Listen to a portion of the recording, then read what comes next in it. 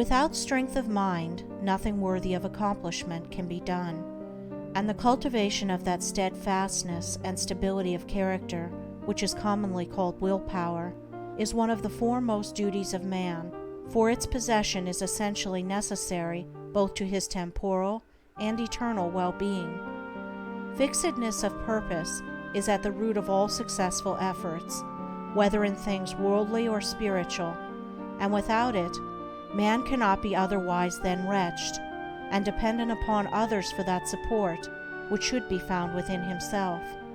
The mystery which has been thrown around the subject of cultivation of the will, for those who advertise to sell occult advice on the matter for so many dollars, should be avoided and dispelled, for nothing could be further removed from secrecy and mystery than the practical methods by which alone strength of will can be developed. The true path of will cultivation is only to be found in the common everyday life of the individual, and so obvious and simple is it that the majority, looking for something complicated and mysterious, pass it by unnoticed.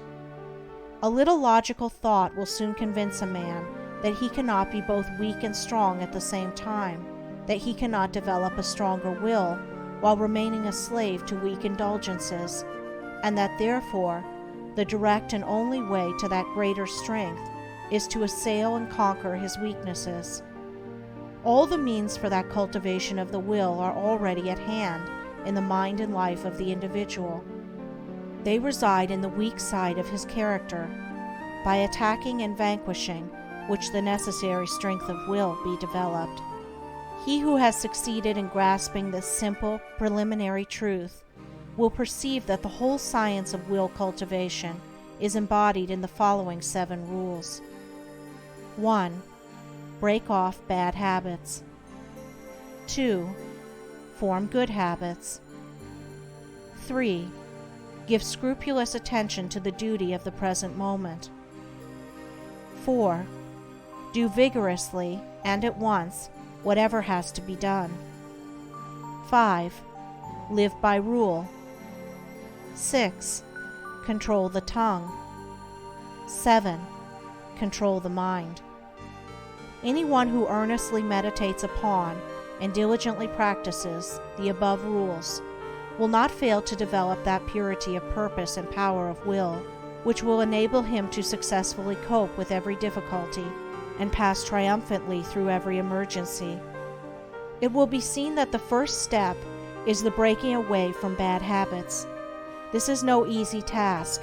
It demands the putting forth of great efforts, or a succession of efforts, and it is by such efforts that the will can alone be invigorated and fortified.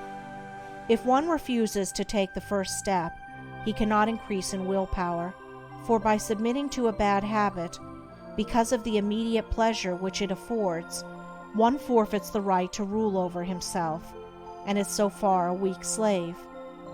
He who thus avoids self-discipline and looks about for some occult secrets for gaining willpower at the expenditure of little or no effort on his part is deluding himself and is weakening the willpower which he already possesses.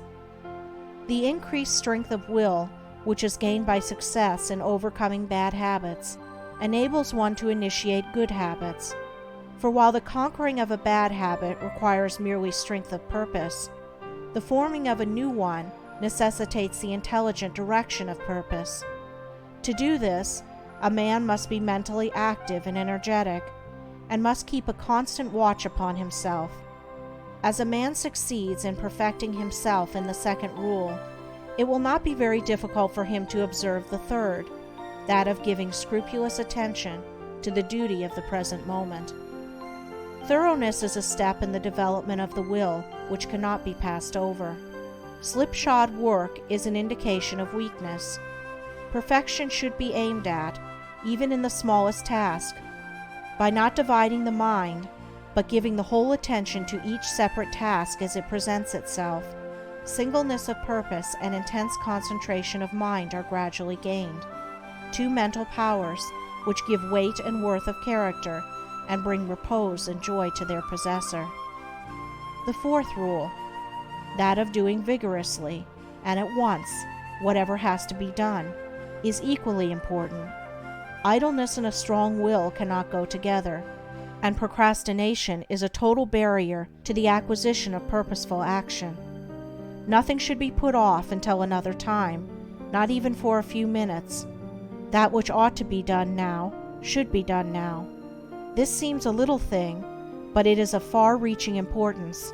It leads to strength, success, and peace.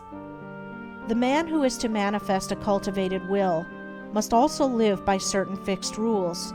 He must not blindly gratify his passions and impulses, but must school them to obedience. He should live according to principle and not according to passion. He should decide what he will eat and drink and wear, and what he will not eat and drink and wear, how many meals per day he will have, and at what times he will have them, at what time he will go to bed, and at what time he will get up. He should make rules for the right government of his conduct in every department of his life, and should religiously adhere to them. To live loosely and indiscriminately, eating and drinking and sensually indulging at the beck and call of appetite and inclination, is to be a mere animal, and not a man with will and reason. The beast in man must be scourged and disciplined and brought into subjugation, and this can only be done by training the mind and life on certain fixed rules of right conduct. The saint attains to holiness by not violating his vows, and the man who lives according to good and fixed rules is strong to accomplish his purpose. The sixth rule, that of controlling the tongue, must be practiced until one has perfect command of his speech, so that he utters nothing in peevishness, anger, irritability, or with evil intent. The man of strong will does not allow his tongue to run thoughtlessly and without check. All these 6 rules, if faithfully practiced, will lead up to the 7th, which is the most important of them all, namely, rightly controlling the mind. Self-control is the most essential thing in life, yet least understood, but he who patiently practices the rules herein laid down, bringing them into requisition in all his ways and undertakings, will learn, by his own experience and efforts, how to control and train his mind, and to earn thereby the supreme crown of manhood, the crown of a perfectly poised will.